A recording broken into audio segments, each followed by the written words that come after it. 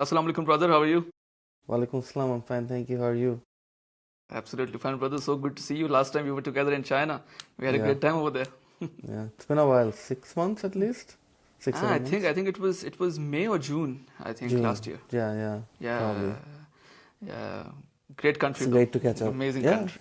yeah, very nice. Yeah, We had a good yeah. time. Yeah. What's up, brother, these days? You're in Canada, so what's going on? Not much. I had to move here to keep my PR for a while. Working for another uh, organization. I'm actually working for a AI-based company that monitors crisis in real time. So that's pretty good. Went to Mexico. Just came back a week ago. We were right before Ramadan. Had to plan it accordingly. So hence the tan, the short hair, and yeah. So yeah, just adjusting to Ramadan. I think you're having a great time, the same as your country. Bangladesh has gone through a great transition, and that too peacefully. That's great. Yes, yeah. I have to admit that it so far it looks promising because Bangladesh does have a history of some violence um, before, during, and after elections. So one would have expected something similar if you look at the historical track record, especially from 1991. So from that sense, I have to admit, I personally am surprised as well at how Yeah. well So, brother, the election was conducted. what is the sentiment in Bangladesh right now? Because we have seen that the interim prime minister, uh, I was reading somewhere in an article that the economy has also been stabled, and the overall condition of Bangladesh has been much better as compared to Sheikh Hasina's tenure. So, how is the sentiment in Bangladesh right now, especially amongst the youth? So let me correct you a little bit. The interim chief advisor, who Oh didn't yeah, have a prime yes. minister for a while. Sentiments among the youth, I think to an extent, the economic performance, one has to be a little careful when saying that it's been better or worse. Um, I think one thing that has to be taken into account is where the country was left economically by Hasina's government, and how much responsibility lies in that rather than how much the interim government was at fault for that, because what they inherited, not only just in terms of the economy but also in terms of overall institutions, just across the board, whether it's the judiciary, whether it's just the public officials, how they were performing, the police or whatever, everything was destroyed by Hasina's government. So from that point to creating a very good economy is difficult because the first priority is recovery. It's basically putting a band-aid on all the damages or the leakages. So from that perspective, people have their own opinion how well Yunus's government performed, but I think you have to give them credit. Yeah, especially if you narrow it down. It's really hard to narrow it down to just the economy because it's tied to so many other things, right? The security situation in the country also affects the economy in terms of how confident businesses are, investors are, so on and so forth. But if you want to narrow it down to the economy, I think that you have to give them a lot of credit. The economy wise, Yeah. they did well. The economy, I wouldn't say is doing really well. I think somewhere, I'm not 100% certain, but I think growth was somewhere around 3.5 to 4.2%. Maybe that's wrong. Maybe it's a little higher because, it's usually debated sometimes, the exact percentages. But so if you look at that and the average growth during Hasina's regime, it's lower. But then again, there are two things that have to be taken into consideration when you calculate what growth was under Hasina's regime. One, uh, back in 2010 or 9 when Hasina took over or the Awami League took over, institutions were not destroyed the way it has been now. Bangladesh's economy was much smaller, so it's easier to grow rapidly at first. It's more harder later on. Um, And another thing is the fact that Hasina's regime regularly corrupted the data.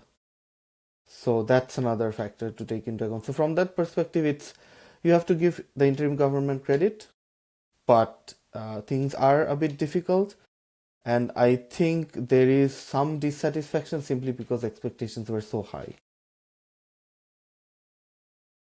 So, what are the expectations from the current government? Because the Bangladesh National Party, they were in power when the former Prime Minister Khalida Zia was the Prime Minister at that time, and there were many reports at that time that her government was one of the most corrupt government in Bangladesh, and even your current Prime Minister, Tariq he was Rahman. also his name was also dragged into it, and although one can argue that. That was done due to a political vendetta and there was a malice in it. But there were corruption allegations as well. So in now he has come back to Bangladesh after such a long exile. What are the expectations from him? And we have seen that the rise in the voice of youth in Bangladesh has been immense. So how important will be the role of youth keeping an eye on the new prime minister and his government so that they can perform, in the way they are expected to? It will be very important, I think, because uh, there's this tendency in Bangladesh, unfortunate tendency, which is a change, and then the change is very short-lived. Things return to the status quo, kind of, in a different way, perhaps. Every status quo could have some individual um, features to it, but back to the status quo, a period of hopelessness, and then rebellion again. I feel like Bangladeshi people are, you might look at them and be like, oh, they're enduring so much oppression or so on and so forth, but they have a limit. They're a rebellious people. It happens again and again and again. 10, 15 years, they would be quiet and they would endure, but after that, they're going to rebel again.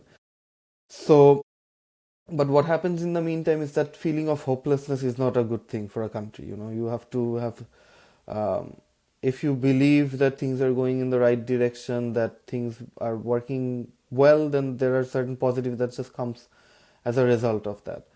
So I think there is a lot of hope now, even though there have been disappointments uh, during the interim regime. Again, expectations were very high for one. The interim government did not perform as well as it could have, definitely.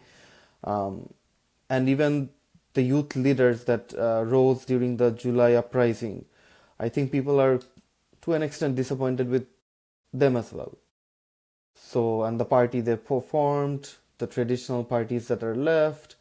So that's obviously there, but expectations are still going to be very high. I think people, especially young people, are still in that mood that we want to see change and we want to see change now.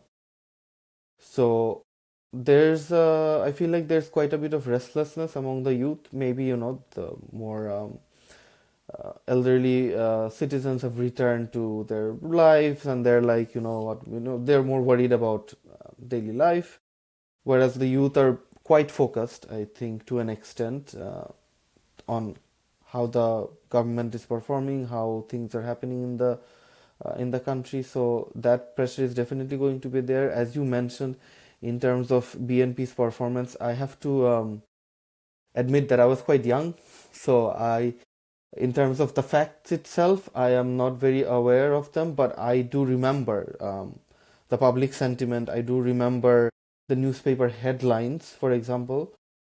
So, from that perspective, I think it's been so long that people have and the change has been so radical. And the oppression from the Awami League had been so intense because let's remember that 15, 16 years of rule. Bangladesh did not witness such a long rule for decades. So that recency bias of a decade and a half is quite significant. But if we return to that part again, I think TIB, if you look at TIB at that time, would report Bangladesh as one of the most corrupted countries in the world. That 2001 to 2006 period, newspaper headlines were not very kind to that government and the current president in prime minister in specifically towards the end, not so much maybe during the regime. Towards the end of the regime, I have had discussions with members of the BNP. They have their own narrative. Can go into that if you want to hear it, but they have their own For narrative sure, for sure, as for sure, to. for sure. Also, their narrative was there were attempts of sabotaging that regime, especially the current Prime Minister Tariq Rahman. Whatever reason, he may not have played ball with powerful people who tried to frame him. I don't know what the role of the newspapers were. Their allegation is the newspapers played along, which is a little difficult for me to believe. I have to give you that because yes, Bangladesh has let's say newspapers that favor this party or that party, but it also has newspapers that are very ethical. Whether competence is a question, you could raise that. Again, 20 years ago, the level of journalism in the country, you could question the level of competence, perhaps, and maybe people were a bit excited to publish what they received, but I think that's a tough sell for me personally. So as a former journalist, I have to listen to people. I cannot be like, I'm not going to listen to your version or I'm just going to believe that version. I have to listen to every version, take it in, and when you show me the facts, I can say these are the facts. Otherwise, it's just your opinion to me. So that I have heard that opinion. But it is a tough sell to say that there wasn't any corruption. It's possible that the blame was shifted more to one side than the other. But again, it's been a long time. 20, how many years now? 20 years at least. Almost 20 years at least, and if we Yeah, take the start from the government, almost 25 years. 25 years. Bangladesh has changed a lot. The world has changed a lot. The pace of change has, exaggerated to a point where even young people like you and me, we find it hard to wrap our heads around the changes that are happening every day. That's another factor. Tariq Rahman was not in the country for 17 years. That's another factor. He was very young back in 2001 to 2006. He's a matured person now. The BNP itself has changed quite radically. I think the people hope at least. So I think it's only fair, and I think people have that sentiment that it's only fair to give them a shot and see how they perform. Absolutely, you have explained the situation in extremely great detail. You said that Tariq Rahman has come back to country after 17 years. He must have changed, of course, living outside of the country. His mother, she was not well, and he couldn't get the chance to meet her. He must have changed. But He brother, did meet her. He did meet her at yeah, the yeah, of hospital, course, of and course. she, In the yeah, hospital he did, but for a very long period of time he was, yeah, away yeah, from her. absolutely, So, absolutely, yes. we have to keep all these points, in mind. But, after the elections, I was listening to a press conference from the chiefs of Jamaat Islami, and they said that there has been rigging in the elections. Like in Pakistan, we have seen that establishment plays a very important role, in forming the governments, in, ousting the prime ministers. Do you really think that the mandate which Prime Minister Tariq Rahman has got, is it totally naturally the support has been outpoured towards him, or is the Bangladeshi establishment has played some role to bring back him into power so that one Jamaat Islami cannot get the mandate because they must be, the Islamic thing and the Islamic touch, which you might which you might know that we have seen that Jamaat Islami has been very extremist at times, and Hmm. is Bangladeshi establishment thinking that they don't want to bring that certain political party into power and the newly formed student parties, because we have seen that in the July uprising how important role a youth led political party has played. So is the mandate which does the mandate has been given to him, or is it naturally, he has taken the votes and he has naturally come into power? Because the mandate which he has got, almost two-thirds majority, more than that actually, it's something which is,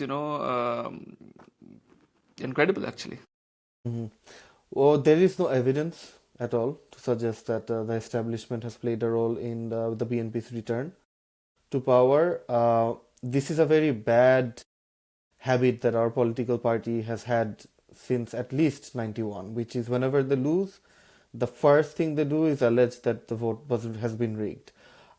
If you look at our the historical data or evidence of our elections, the 91 election was more or less free and fair. There was attempt at rigging in 95, which led to protest, and a re-election in 96, which was again by far free and fair. 2001, by far free and fair. 2008, under the um, military government. Back then, I believe the Awami League got more seats in parliament than BNP did this time. Even though BNP was there, Jamaat was there. So if you say that BNP got so many seats, which is unprecedented, that is not true. The Awami League actually got more seats back then. And another thing you have to take into consideration is that the Awami League was not even in the elections this time. The 2014 election, I had just returned to the country after that, and there was widespread evidence. You could see picture after picture, video after video of people running out with ballot boxes, filling it up, stuff like that. So it was absolutely rigged, and it was even not there was no competition. None of the major parties actually went in. So the later two elections under the Awami League, again, they did a very good job. You have to give them credit. The media was had a hawk eye into the election to see how they were going to cheat. The media failed to capture it. They cheated so well. It was very brilliant, actually, in a very sad way. Anyways, so this time there is actually no evidence to suggest that there was any um, rigging. Of course, the establishment, I think, from the evidence that is there and overall people's sentiment, that there were people within the establishment which favored this party, that party. That was kind of divided, actually. Some people favored maybe the BNP, some favored Jamaat, some favored NCP, and I think general tendency is that it favored Jamaat and NCP more. So it wasn't. The general sentiment wasn't that the establishment that was there favored the BNP more. Um, it it was more that it was favoring Jamaat and NCP. Again, there's no hard evidence that could indicate towards that. It's more like maybe they are agreeing to more what this party is saying. Maybe they're again, the presence of leaders from that July uprising movement in the government uh, for a very long time could be one indication. You could absolutely say that someone from the interim government just resigned and joined NCP. So of course they were favoring NCP. So you could make arguments like that, because previously the BNP did demand that people who would be joining NCP need to resign early from the government, because otherwise it would not be fair. And some of those youth leaders said that we will either resign early or we will not join NCP, but that neither of that happened. They resigned in the last minute and ended up joining NCP. So you could question things like that. You could question some of the people who have been included in powerful position in the interim government, who historically had Jamati leanings. But I think overall, these things are going to happen. You can't really pick and choose so much. Um, the election was very good. You have to give again. I think that is one of the best things that the interim government has done. Especially the violence. There was no violence. Especially the violence, and I think it did a overall very good job in just making sure that the elections, again, people in Bangladesh, I think, were surprised at given how historically how difficult it's been. I think people were very impressed. So from that perspective, I think it's more just rhetoric, political rhetoric, and this is something that is not new. It's a very disappointing habit, actually. I would like to know about the fall of the youth leaders of NCP, in this election, because, after the July uprising, there was a general sentiment in Pakistan that in Pakistan there should be something, of same sort. It should replicate for the ousted Prime Minister Imran Khan. And we all thought that in Bangladesh, after such a great uprising, I would say, great in a sense because you guys ousted a dictator, and that is something which is very huge. We really thought that NCP will be a party who will be who will be forming the upcoming government, and it will be a disaster for Awami League and especially BNP as well, because people have tested both the parties. And we have seen the role of Jamaat in the election as well. But we have seen a debacle in the leadership of NCP and in their electoral policies. I think they won just 1 or 2 seats in this electoral elections. Why did the people of Bangladesh, and especially the youngsters of Bangladesh, did not vote for NCP? And what was the reason behind it? I would like to know if you can dissect it in detail. I think that's a very interesting question. Why people wouldn't, but it's difficult to say why individuals didn't vote for them. But if we look at their performance in general, I think people who joined the NCP, their performance, they've made a lot of mistakes, a lot of political mistakes, and I would give them some, I would cut them some slack because I feel like there have been a lot of talk about how planned this whole movement was. It was planned, it wasn't planned. So outsiders were involved, they were not involved. Many things. But I think overall, what the evidence that I've seen shows is that it was not planned. It was very spontaneous. It was building. People were very, very mad with the Awami League. They were very mad, but they couldn't do anything. You couldn't even say Sheikh Hasina. Using these two words itself was dangerous unless you said Honorable Prime Minister Sheikh Hasina and so on and so forth. So things were bad. The anger was building, it was boiling, but it was absolutely under the cover. You couldn't see it. And so the moment was there. The previous government's actions were there, but again, these young people, their presence, people give them a lot of credit. I think Professor Muhammad Yunus said that, one of them was a mastermind, brainchild, whatever. But you also have to give credit to the BNP.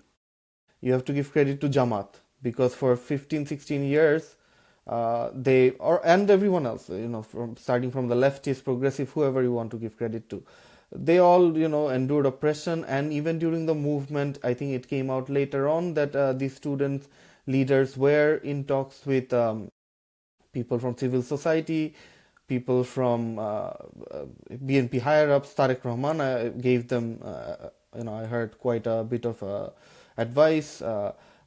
The Jamati activists, BNP activists were on the field with them as well. So, but of course, they gave the people something that the people did not have previously. You have to ask that if there was so much anger, if BNP, you have to give credit to BNP, if you have to give credit to Jamaat, the leftist, others, why was it that this movement did not happen before?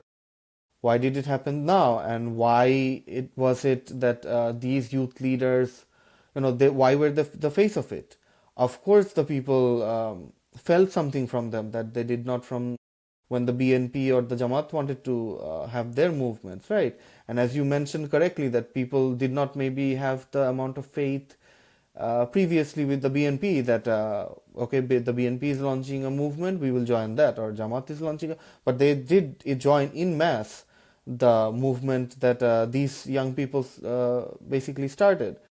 So I think there was that confidence as well that we are so tired of this corrupt political situation and all the players, all the old players in it, and these people are new. They're kind of non-political. These are just students, and we will back them. So that was absolutely there.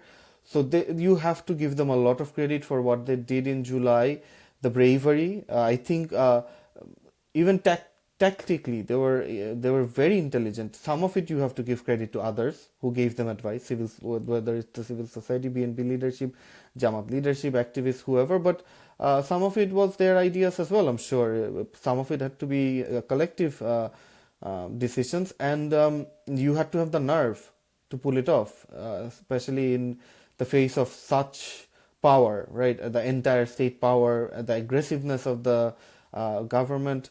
So you have to give them a lot of credit for bravery, for having the nerve, for inspiring the people. But from then onwards, I think they have made a lot of mistakes. And why I would cut them some slack is because, I don't think they expected the amount of success they had in July. I don't think, up until maybe the last week, 2 weeks at most, that they were expecting that they were going to literally bring the government down. I think no one was, simply because the previous government was so powerful and so oppressive. It's usually difficult to see the light of dawn right before it's the darkest, right? And it was very dark. So I think that was one thing. So they found themselves in a place where it was like, we just toppled the government, now what do we do, kind of a situation. Young people, lack of experience, I think that plays a factor. The overall system in Bangladesh, I think to an extent the corruption behind the scene is quite high. So that was something as well. I think they were co-opted by a lot of different movements. They fell victim to bad advice, I would say, a lot of bad advice. So all of these things, I think, for example, they joined Jamati-led alliance, and for all the credit that you might give to BNP, the Jamaat did fantastically in this election, right? I think they believe Yeah. they got 31% of the popular vote. I think the highest they ever got was either 11 or 14%. So it's either 3 times that or double their highest. And of course, the Jamaat has a very questionable history in Bangladesh, which it openly now contradicts. But there's plenty of evidence to suggest that they played a pretty bad role in Bangladesh's history. So they joined that alliance, and who is the most relevant part of that alliance? It's Jamaat. It's not the NCP. As Of you course. mentioned, Jamaat and its alliance got 77, I believe, seats in parliament. I think Jamaat got 68. I think NCP 68. got like 5 or 6. So, it's 1/10 of what Jamaat got. So, So I was I have listening. I have I have I have two questions here. Number one, how do you see the future of NCP? Because it's a newly formed party. They will make mistakes. They have made mistakes. But how do you see their future, number one? And secondly, how do you see the policy shift in the leadership of Jamaat? Because they have given election tickets to some Hindu candidates as well. And they have openly been, rather than being an extremist right-wing political party, they have shifted their narrative a bit towards, the right center.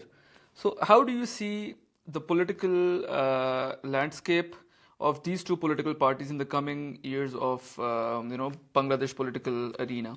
How do you see that? So I'll start off with Jamaat. It's for Jamaat, you have to give them credit for being politically savvy. I think one of the parties that has benefited the most after July is Jamaat. And now you can say that.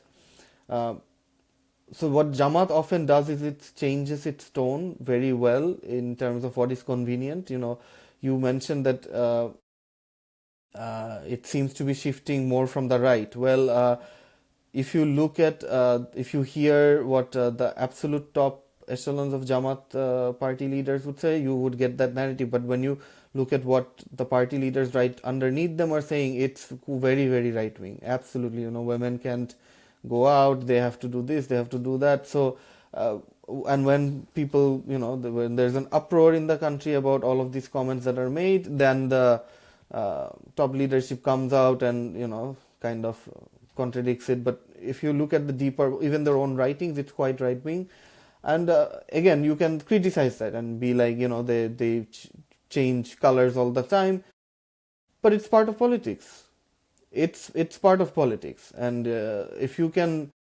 if that helps you progress your political agenda, then who is someone else to who is someone who's not succeeding as much to criticize you for that? So Jamaat is, from that perspective, even its organizational power that it has shown after July, BNP to an extent has not organized as well as Jamaat. If you look at the elections in all of the public universities, Jamaat has swept them. Why? Because it has managed to organize itself that well. So um, I don't think Jamaat is shifting to more from the extreme right to the right. They're quite to the extreme right. But again, I think to an extent, when you make that argument that it's an Islamist party, it's an extreme right party, I would say to an extent it's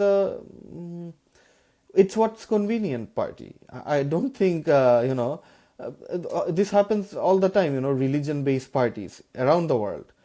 People say Especially in that there is. Pakistan, Jamaat Islami has is popular for the same reasons which we've outlined for the Jamaat Islami Bangladesh in Yeah. Pakistan. So that's the reason why our youth and people of Pakistan, they have outrightly rejected Jamaat Islami. But in Bangladesh, Jamaat is still pretty much relevant despite its shady Absolutely. past. Absolutely, but when from a analytical part, we might say this is a Christian party, this is a hard right Christian party, this is a hard right Islamic party. I often wondered how Islamic are their members. Is it Islamic for it to be corrupt? It's convenient to say we are Islamic. It's an easy way to get support. So I wouldn't, and people often it benefits you. You get to monopolize Islam, for example.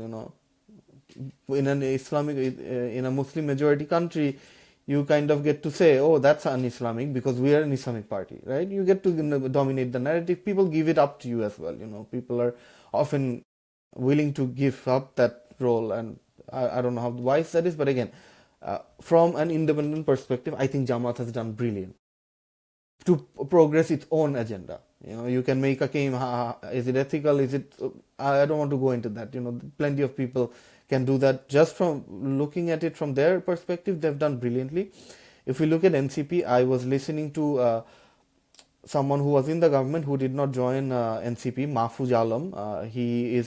He was the one that the Yunus once said in the US he was the mastermind of the government, mastermind of the July movement. I think that was an exaggeration, but he definitely he was one of the student leaders who played one of the most important roles, allegedly, without having that face outright from the second line of the movement. So he was saying, I was listening to an interview of his from 4 weeks ago, 3 to 4 weeks ago, and he was saying that the reason he did not join the NCP, one was Jamaat, and the history of Jamaat, and he said that it's not so much. I don't want to make any moral judgment or ethical judgment to it. It's just that the BNP is less of an ideological party. You can't really say the BNP is ideologically this. It has maybe members who are ideologically broader. You can say you can just throw this out. It's a platform for corrupt people to make money. Okay, if you want, you can criticize it like that, but you can't say it's ideologically communist. It's ideologically this, or it's more difficult to do that. Whereas with Jamaat, you can, again, it doesn't matter how true it is. It might be false, but you could say ideologically they're Islamist or they're right wing. So what happens is when the NCP joined Jamaat, ideologically speaking, NCP's presence automatically gets diluted. Jamaat's narrative dominates that part of it. So when the people look at an alliance of NCP and Jamaat, what's the first thing that comes to mind for the people? Jamaat Islam is right. NCP gets pushed to the background, and no one even asks, so what is the NCP's ideology? People would automatically assume that it's probably the same as Jamaat. because ideology is such a dominating part of Jamaat's presence. Whereas for the BNP, it's not so much. People might even ask that, okay, what is the BNP's ideology and what is the NCP's ideology? Are they even the same? So I think that from that perspective, going into the election, NCP made a huge blunder, but it's a blunder that it was a fait accompli kind of a situation given the blunders it had made previously during the past. So I think, again, you can say that they're a young party. There is still a lot of time. I think that is part of the reason why they made so many blunders. It's a young party, they're not seasoned. They did not even, I think they did not expect that, we would become so relevant so quickly and so irrelevant so quickly. So I think they can change, but they need to change. If they continue going down the line that they are going down, I think, at least for the foreseeable future, they would be absolutely irrelevant, more or less, especially compared to expectations, what they or the people expected, in the first month or two after the July uprising. And I think another thing that they made a big mistake with is they wanted too much success too quickly. As a result, they didn't even get the success they could have gotten. I think that is something they need to analyze. That And do you really going think that forward, had they contested the elections independently without any alliance, situation would have been different for them? I think uh, before even selecting who they were going to compete the election with, which is a decision I think more for the last 2 to 6 months. I think before that, what they did kind of left them in a situation which wasn't very favorable for them going into the election. I think in the first 12 to 16 months was they made too many mistakes, which left them in a situation where they were not going to have the kind of impact in the elections that they could have had they done better. And I think one of the reasons they did so poorly during that period was because they wanted way too much success, unrealistically amount of success in that time. And as a result, they did things which actually reduced the amount of success they could have gotten. And that's something to keep in mind going forward. I think you need to be more patient.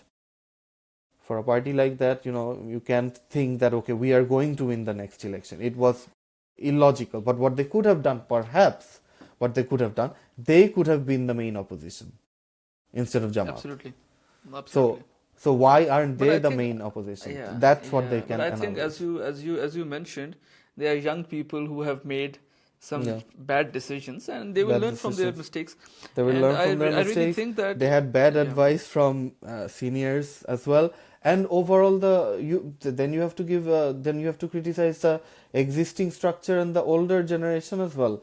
The structure of of the nation is so corrupt.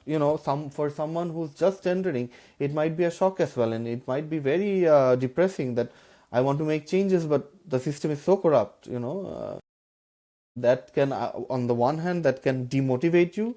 On the other hand, it can entice you, to see, okay, I also want to be very rich, very powerful, very and I successful think very quickly. I think inclusion of NCPs in the political spectrum of Bangladesh is, I think, a good thing Absolutely. for the people of Bangladesh, because they now have another choice, and it will Absolutely. make the government more accountable, and they will try to make sure that, okay, now that Awami League is not, as of now, they are not part of the political spectrum, and Jamaat is in the opposition. There is another political party as well who has a good track record in, making an uprising and throwing out a dictator. So I think You for made a the future of fantastic Bangladesh, point, brother. yeah, For decades, I think one of the most desired desired outcomes for people, whether it's in the villages, towns, cities, whether it's to the left, center, right, whether it's the rich, well, I don't know about the rich, but middle and lower classes, it doesn't matter, was we need a third option. So from that perspective, NCP's rise, or even the presence, it's brilliant. Brother, I would like to know about the July uprising. You were in Bangladesh at that time. You were part of a very prominent newspaper, one of Bangladesh's top newspaper, and you were on the ground. You covered Yes, the saw protests. everything from Yeah, you saw up front. everything, Yeah, and you saw the revolution in yeah. Bangladesh, if I may say. I would like to know that, people say that it was the quota thing, and that triggered everything. But I think there is a huge history behind it. I would like to know that why Sheikh Hasina turned into a dictator with time. Because when she came into power, she was not a dictator, she was a democrat. We can say that she has a legacy and everything, and she always thought that she owns Bangladesh, but she was a Democrat. What changed over the year for Sheikh Hasina and her political party, and how, the protest panned out on that particular day when Hmm. Sheikh Hasina was ousted from the country and she had to take refuge in India? I think the stakes of political success and failure just kept going up so much because of the bitter rivalry between the Awami League and BNP and other factors as well, uh, to the extent that there was this feeling, for a bit at least, that losing is it's becoming an existential question. Whether that's true or not is another thing. I think there was a bit of that feeling on the one hand. On the other hand, there was this desire for destruction. I will destroy my political opponent, and I think that desire, at least on the part of uh, Sheikh Hasina, perhaps, or even the top echelon of the Awami League, was very high. That we are absolutely going to decimate our political opposition. um, so from that perspective, it became, capture as much power everywhere, kind of, judiciary, that, this and that, and basically eradicate any sense of independence, not even just political opposition, but get rid of all kinds of independence. Everyone must be uh, on on my side, on my boat. uh, I think to an extent where first of all, questioning um, leadership, party leadership specifically, at least for the last 3 decades, has been that practice has slowly gone away, but that completely eradicated under the last Sheikh Hasina regime, to the point that psychophancy reached an absurd level. It was pretty absurd, actually. You might have leaders doing it in parliament. Maybe that's something that was common, that became common, that's something you have precedent for. But then the amount of psychophancy that we were witnessing from other sections of society and people in general, it became absolutely absurd. I remember this one book, Alexander Solzhenitsyn, The Gulag Archipelago. I remember this one paragraph very clearly, that when Stalin's name was mentioned, people rose up and started to clap for a minute, 2 minutes, 3 minutes, 4 minutes. People are choking, they might have a heart attack, but no one's stopping. 8 minutes, finally someone stopped in the front row, or in the back, and sat down, and everyone quietly sat down. And later at night, he was arrested and told that never be the first one to stop clapping. So we had actually reached that phase of absurdity. It was ridiculous. Everyone knew that whatever the level, the praise that was being kind of showered upon her is absolutely ridiculous. But you would have that stoic face, no one would laugh. So that I think has its toll on someone. I don't think Sheikh Hasina believed that she would ever have to give up power. And so from that perspective, when you feel like there's no accountability, there will never be any accountability. um, you make decisions that are very dictatorial, and I think some of those decisions played a major role in the July uprising. Previous to that, I think if you look at some of the more senior, respected analysts in Bangladesh, some of my mentors, they would often say that there was this perfect storm that was there, and all you needed was maybe one switch, and you know the the build up of everything itself would do the trick. And that was there. And I think the quota movement, as you mentioned, is what started everything. But to a large extent, it was Sheikh Hasina and her government's reaction that was the trigger, that basically triggered the perfect storm. And again, yes, I was there. I still have memories. I'll never forget that month. It was a pretty surreal month. I'll give you one example. There was one Friday, I was not working on that Friday.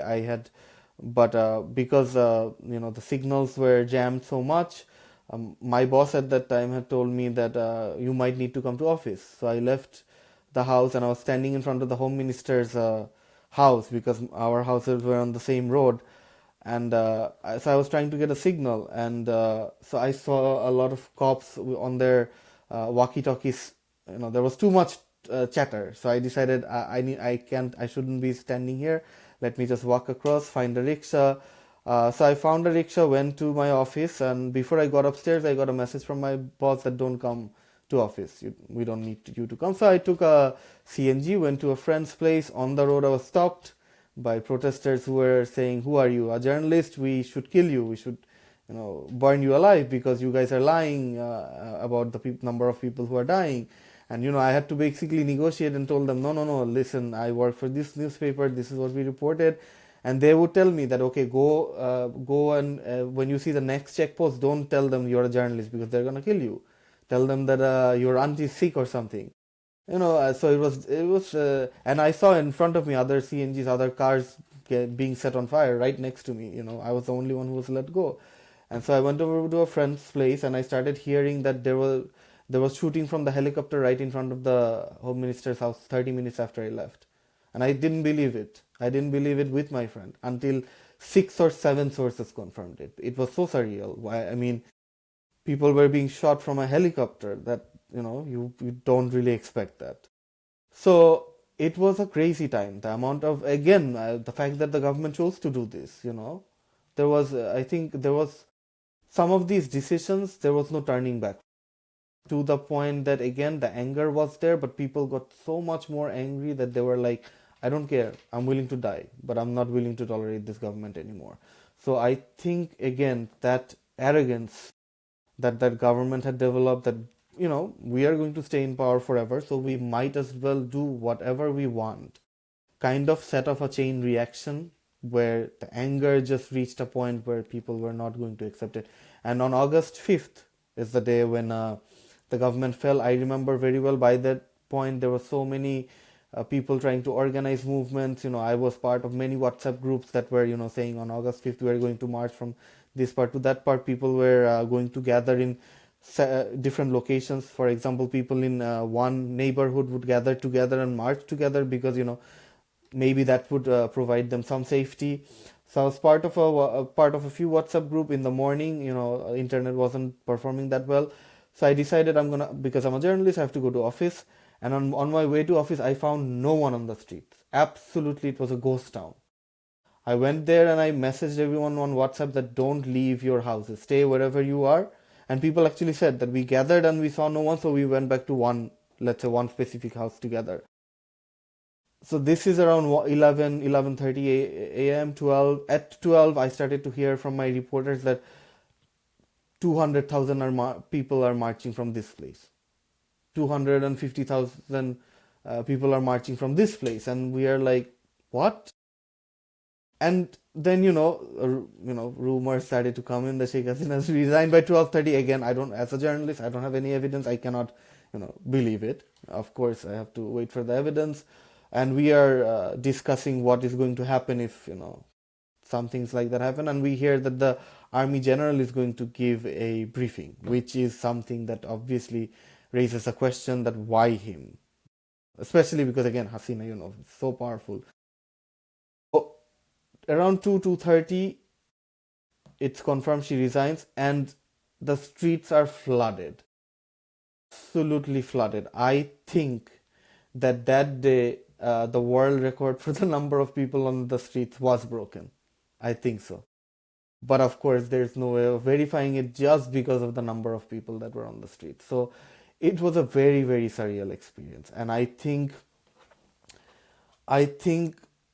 it was to an extent one of those moments that you never expect to see arrive, which is why following that, the amount of expectation was so high, and it was never going to be met, but things could have gone better.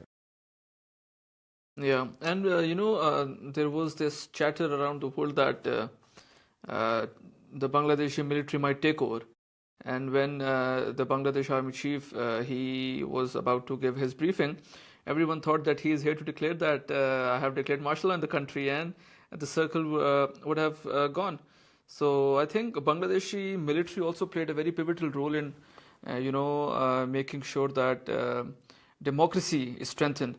And this is something which is incredible, and especially for our region, because apart from India, we have seen that the military's role and military's role in political spectrum has been very strong, especially Pakistan. So I think this is something which was absolutely amazing, which the Bangladeshi army did.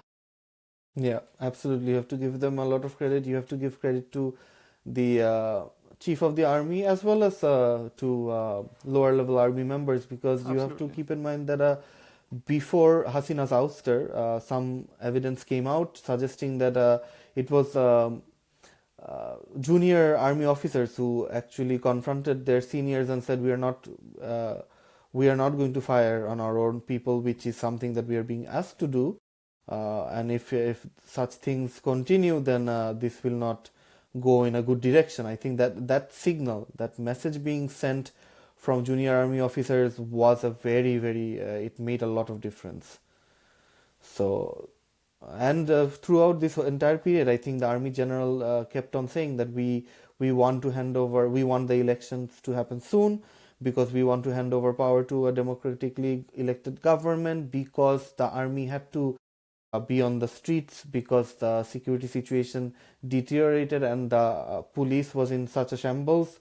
And they kept saying that we want to return to our barracks. We don't want to, this is not good for the army to be out on the streets mixing with civilians, handling civilian matters. It's one, not good for the country, it's not good for civilians, and it's not good for the army. And that's a key, that's a very crucial recognition, right? Because the army is supposed to handle situation that is not civilian. So if you get used to handling civilian situations, one, the way you handle that might not be acceptable to when you have to handle situations that are different. Let's say more military situation, you are not going to be able to handle that properly. So his recognition of that, and he mentioning that again and again, despite different political groups or special interest group trying to frame that as the army trying to bring back the Awami League, the army trying to bring BNP to power.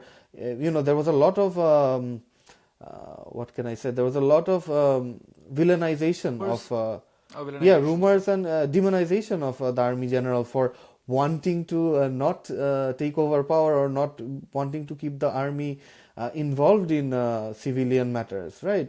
But you have to give him credit that in the face of such demonization, he still chose to repeat again and again that no, the army needs to stay out. In a region where the army, as you very, very rightly mentioned, except for India, India might have certain problems, but you have to give credit to India that they have managed to defy the trend of this region, which is the involvement in the army. So the fact that Bangladesh managed to do that since the July uprising, the army decided to do that, and to an extent, the people pressurized it. Right on August 5th, or right before August 5th, one of the slogans in the country was, "We do not want military government. We want Sheikh Hasina must resign, and we don't want a military government." Even though on August 5th, or I think yes, on August 5th, there were chants when the rumor was coming in, but people did not know for sure that Sheikh Hasina had resigned. People were saying we want army government because they want to change. But I think right after that, and the students made it very clear, the civil society members who were who played a key role in the downfall of Hasina, made it very clear we do not want army rule. We did not bring down one dictator for another form of dictatorship. That pressure was there. So that pressure, had its impact. The junior army officials, their role had its impact, and then you have to give credit to the senior army officials that Of course. they stuck to that. Of course. I would like to know India's role now because, under Hasina's regime, we saw that there was a distance between Pakistani government and the Bangladeshi government. And in Pakistan, if we talk about the common people, they thought that even the Bangladeshi people don't like Pakistani people. And there is a history which I won't get into. We all know what happened, what did not. But a youngster of Pakistan really thought under Sheikh Hasina's regime that the people of Bangladesh, they literally hate Pakistanis. But over the past 2 years, we have witnessed that the situation is literally different. I have my friends who visited Bangladesh. They said that there are many people who really like Pakistanis. What was the reason behind Sheikh Hasina's closeness to India, and what did she got in return, showing so much loyalty to India and having such a strained relationship with Pakistan over her latest tenure? To be honest, since 71, Bangladesh never had a good relationship with Pakistan. Not much relationship with Pakistan. If you look at the trade relations, it's negligible. So, of course, the 1971 Liberation War is a huge factor. I think overall, people of Bangladesh don't hate Pakistanis at all. I think that's a wrong sentiment. But what they do hate is what the Pakistani government or establishment or a part of it. Again, it's always, you have to separate these things. A part of the establishment, the most powerful part, is probably separate from the entire establishment. The entire establishment is separate from the people. So of course, the 1971 was an extremely, extremely gruesome part of our history, and I think the amount of people that affected. You have stories in every family. So that's in our blood, absolutely. So that kind of made relations with Pakistan pretty much non-existent. It was there, but what Hasina did, Hasina monopolized it. And it cut off everything with Pakistan. It demonized Pakistan for all the faults, not past, present, and even future maybe. The reason why she did that is because there was no substance to her rule at one point. Yes, she came to power in 2008, 2009. In an election, you can say, given the amount of, we had previously mentioned that she won by even a bigger margin than the BNP did this time. So you could question how fair that election was. I don't think it was a totally rigged election. I wouldn't say it was a totally fair election. It was somewhere in the middle. So, but she did come to power in an election. But afterwards, there was no substance to her rule. She became a total dictator. So she needed something to back her up to stay in power. And that was, on the one hand, this rhetoric. This rhetoric of Pakistan is trying to take over Bangladesh. Right now. Not in 71. Not in 75. Not today. It's trying to take it over. And I am the protector of Bangladesh from that. She gave India a lot of deals that were not in Bangladesh's national interest. It was in her interest because her interest was to stay in power. As a result, India backed her up, whether that's politically, whether that's in terms of the PR, so on and so forth.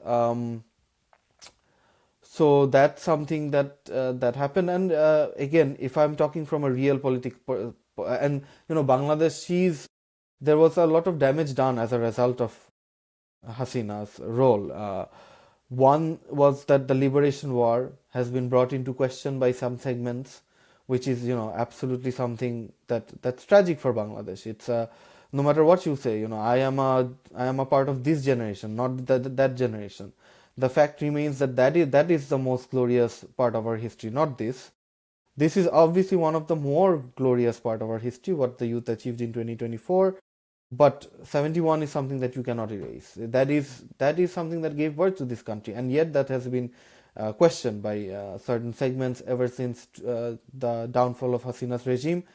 Now you can say that these people are guilty of questioning it. Fine, but Hasina created the grounds for this by her actions, by the way she basically politicized 71, Pakistan, India, all of these things. And so that's one part. But you have to, if you take yourself out of the emotions, what India did, India took advantage of everything fully. Wouldn't another country in its position do the same? Of course it would. It's real politics. If you're a fool who's going to create the grounds for someone else to take advantage of your country, they're going to do it. Don't blame them. It's foolish to blame them. So Hasina did that to stay in power. India took advantage of it because she was in such a weak position because she was not supported by the people. She was not supported by her policy. She was not supported by any election. So what was going to back her up? India backed her up. In return, the Indian government took advantage of unfair undue benefits. And if the people of Bangladesh now thinks again that Indians are at fault for that, it's you can feel like that emotionally, but from a real politic perspective, it's foolish because every country would do that if they have any common sense, if it's in their national interest. The Bangladeshi political class at that time did not was not in a position to take advantage of its national interest. It didn't even care. It just wanted to stay in power, and so it was But how do exploited. you see the relationship of Bangladesh with India and Pakistan in the coming years? We have seen that Pakistan and Bangladesh stood together in ICC in the for the upcoming T20 World Cup, and how Bangladesh was neglected the right to play in Sri Lanka. So Pakistan stood by Bangladesh. So we are witnessing that there is a shift in the geopolitical relationship between the two countries. So how do you see the current governments, the newly formed government's relationship with India as well as Pakistan? I think, brother, you make a very good point. I think shift from what it was should have been inevitable, right? I mean, the relation that India Pakistan has ultimately it does not serve the people of either country. It may serve certain sections of both country, and it's the same for the relationship that Bangladesh had with Pakistan under Hasina, before Hasina, right? It did not shift. It did not benefit the Pakistanis or the Bangladeshis. If I just go back to 71 as one instance, uh, did what happened serve the ordinary Pakistanis? Absolutely not. Did it serve the ordinary Bangladeshis? Absolutely not.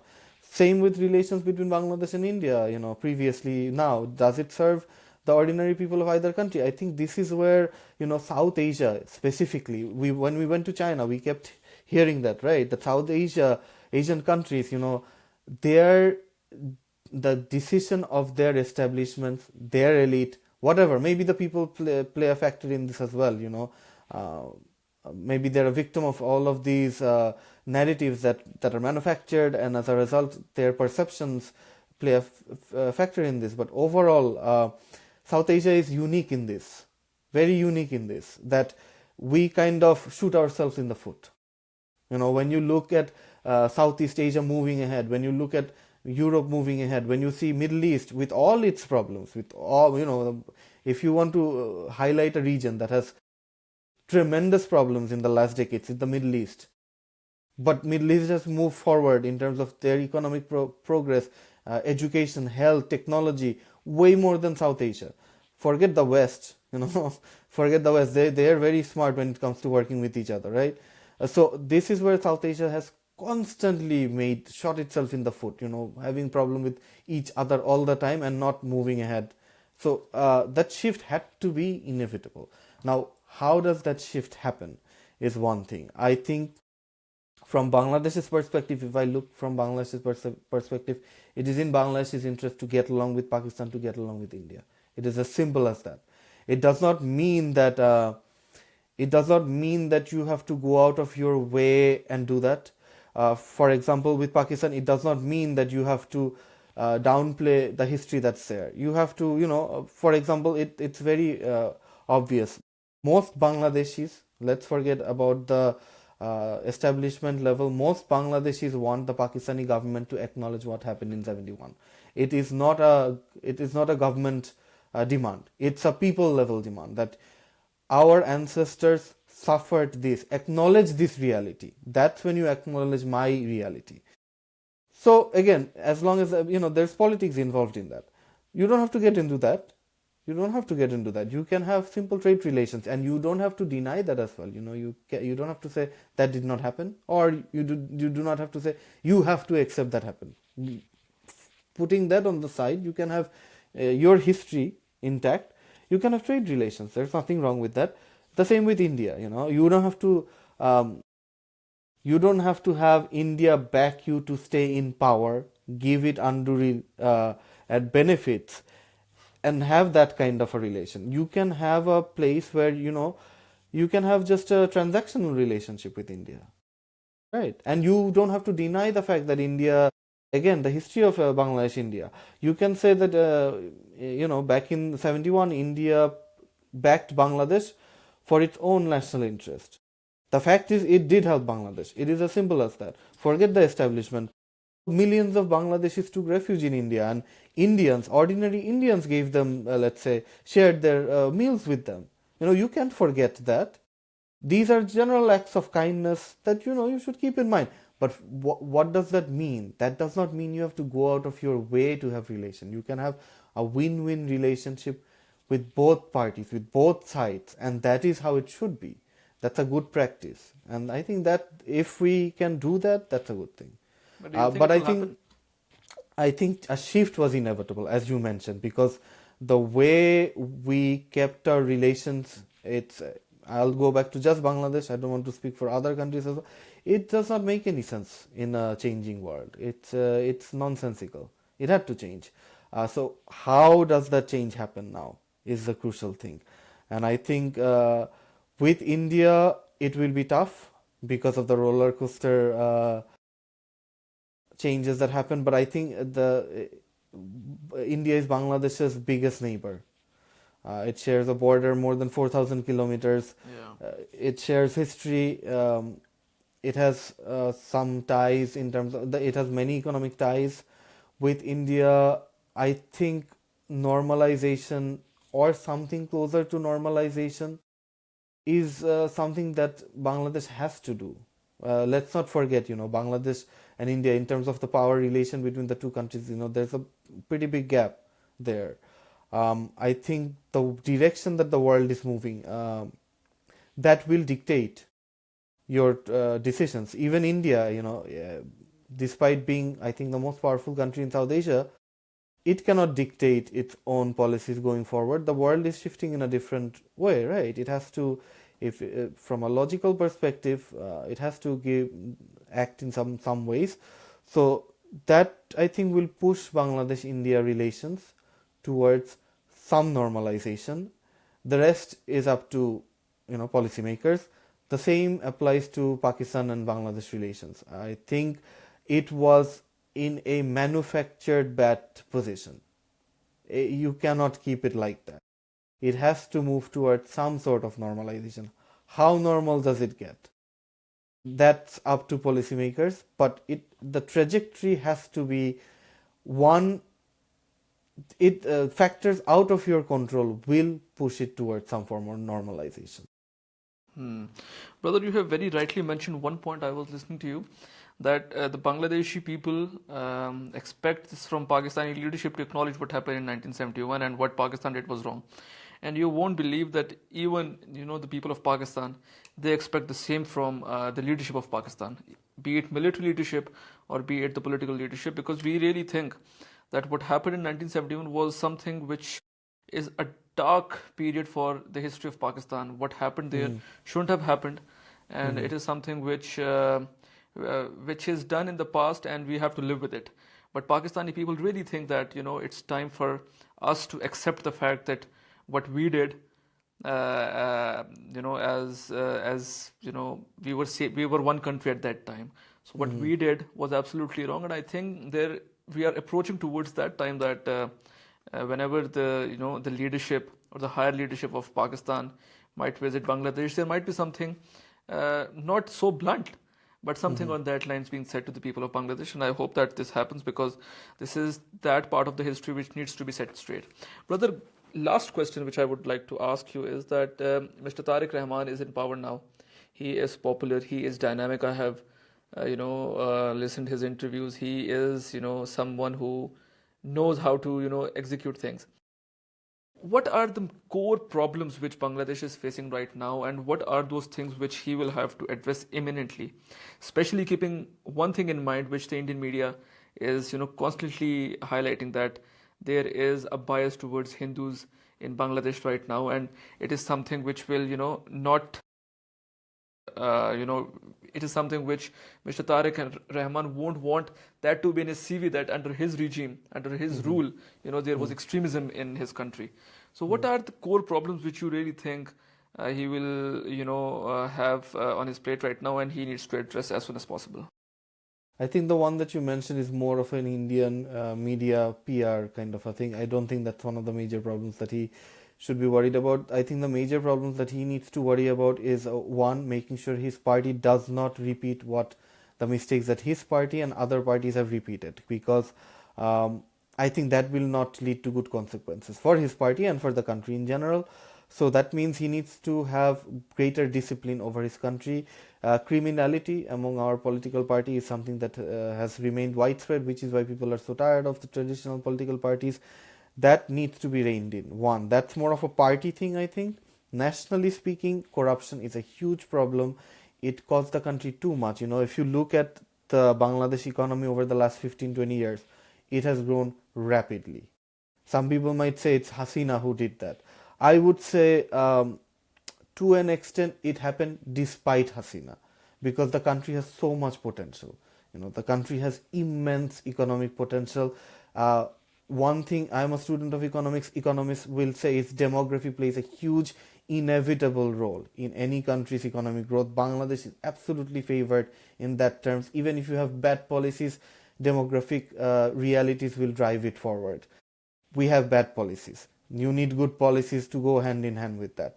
So that is something that he needs to focus on, and for that you need certain things. You need to improve education, you need to improve the job market, you need to improve security so that people are willing to invest.